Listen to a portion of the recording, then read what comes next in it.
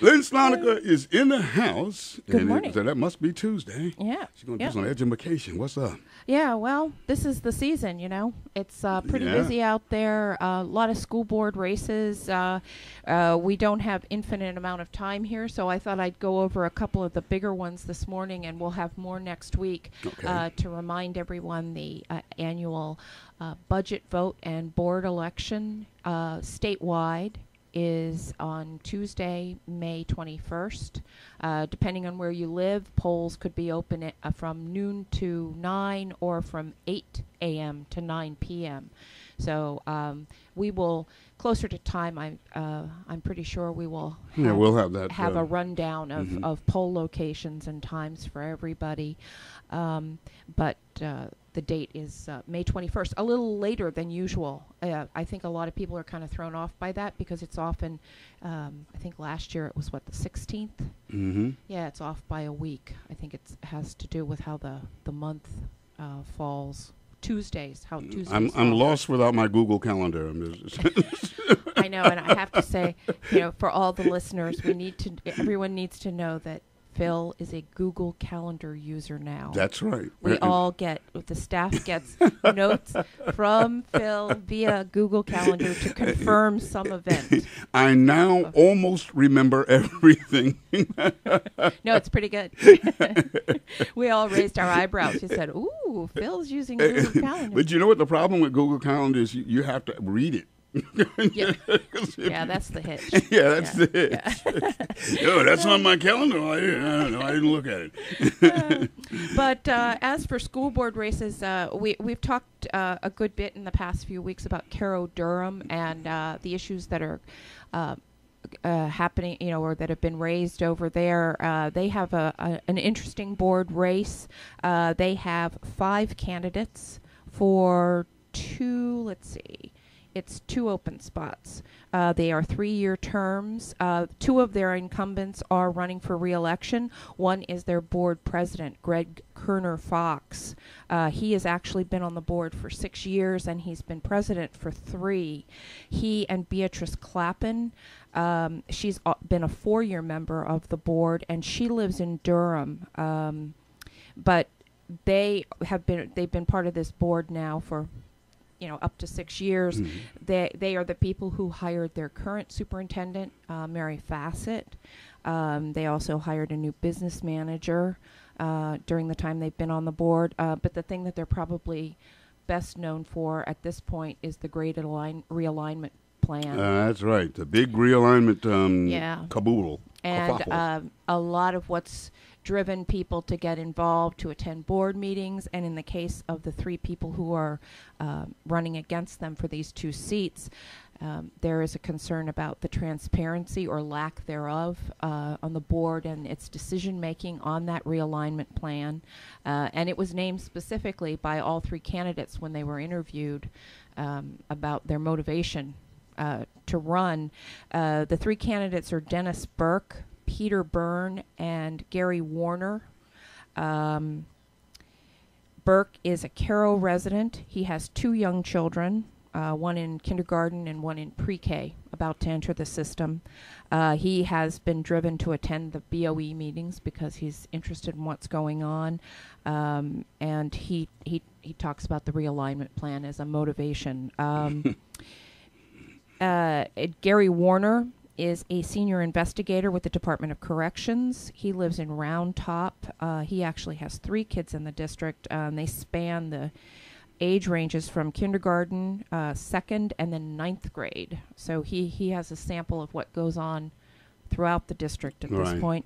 And he talks specifically about transparency. He wants transparency back on the board. And the final candidate is Peter Byrne. He is actually a professor of psychology and statistics, and he's got a focus on educational research. He also has young children, one in kindergarten, one in 2nd grade, and he discusses transparency, and he also wants to talk about improved educational standards. He lives in Cornwallville. So all these people, and I always find it interesting because you see people are motivated to get involved in the Board of Ed for various reasons, and so often it's about their own children. And you see at least, well, all three of these new candidates, they have young children, Right. either in the district or about to enter the district. And they're very concerned about what's going on over there. People should be reminded that we are broadcasting live a candidate forum. That is next Wednesday, May 15th. And that is going to be great. Yeah, in this election, 6:30 to 8 p.m. It's a 90-minute moderated forum.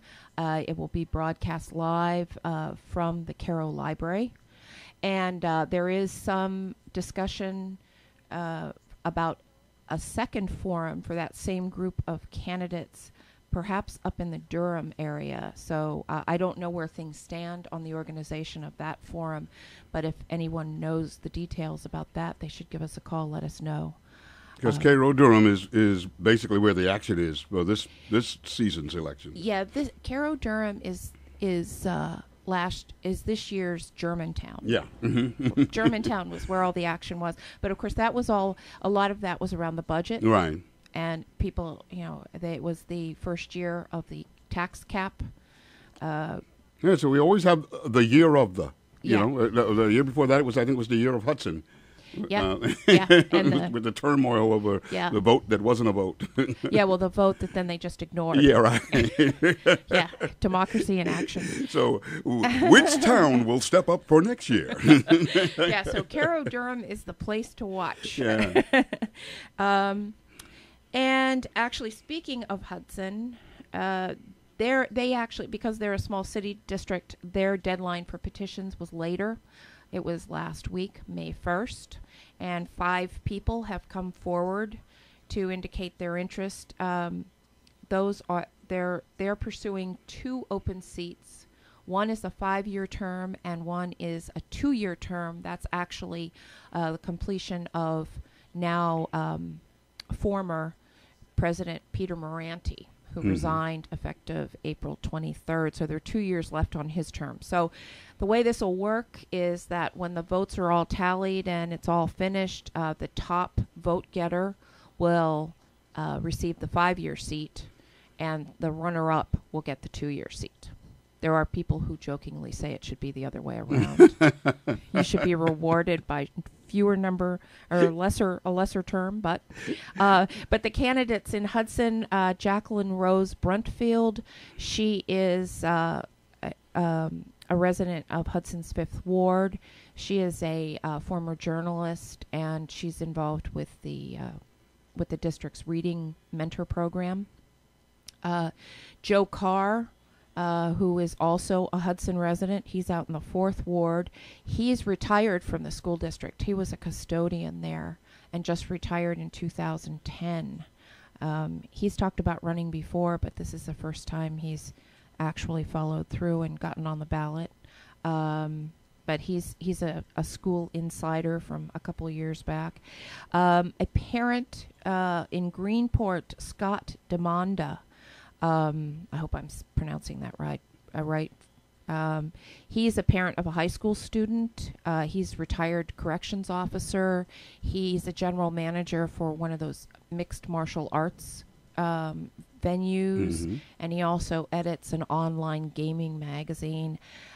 He's somebody who, when he talked to the Register Star, he spoke about the long-term suspension of Tom Gavin.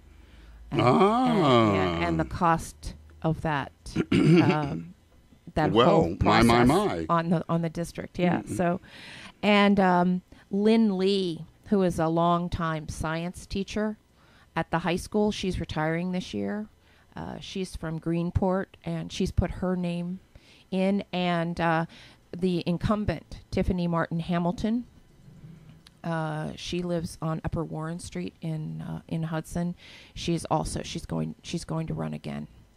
So those are the 5 people in Hudson. And there are 5 vying for how many? 2 seats. Ooh. One is a 5-year term, and the other is a 2-year term. Oh, that's exciting. It is exciting. Very exciting. Yeah, actually, I think it was Mr. DeMonda when he spoke to the press. He said that he's the first person I've heard indicate that he thinks there's a possibility the Hudson budget could be voted down. Ah. So that's the first. That was kind of interesting. Well, our mystery, you know, what is it? The 500-pound gorilla in the room is Yep. it's bound to really start showing up sometime. Well, when they start talking about budgets. Well, it's true. It's true. I think we talked about that last week. Yeah. You know, how can you lament having to let people go Right. when you're Right. keeping somebody at home? Yeah, I know. And the other one, I don't have a lot of details, but the Ichabod Crane race out there, they have actually 4 candidates for 3 seats. 2 incumbents are running again, including those 2 incumbents are their board president, Anthony Welcome, and their VP, Regina Rose. 2 new people are Kyle Aschenbrenner and Tricia Gerkman. Voters out there, I think we've talked about this. They adopted their budget early on in the process, but just to remind people, their budget for 2013-14 is close to $35 million. It's actually 34.9, really?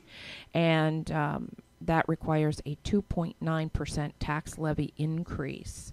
And one of the things that's happening out there is that they are preparing to enter into a strategic planning process, and they only recently cut off the deadline, or they had a deadline for nominations for that committee, but that should be interesting to watch. I'm unaware of any other district around here that's undertaken that kind of task in such a very specific way and openly recruited people from the community to take part.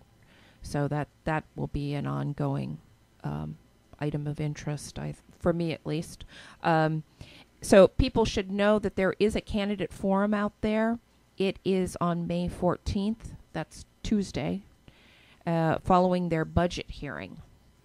They'll have their budget hearing and then immediately have a candidate forum. So anyone interested should probably go to the district website or give the district a call. Yeah, and these candidate forums are very important. Mm-hmm. Yeah, I'm not sure how they're going to organize this. Whether this will be a similar, the forum in Carroll-Durham has it been organized and will be moderated by the League of Women Voters. That's the kind of process where, excuse me, each of the candidates will offer an introductory statement about themselves, their interest in running, and then all the questions come from the audience. Ah, okay. And then they have a closing. It's very it's an open forum for people to come and submit their questions, it works. It works. It's not the kind of thing where people are.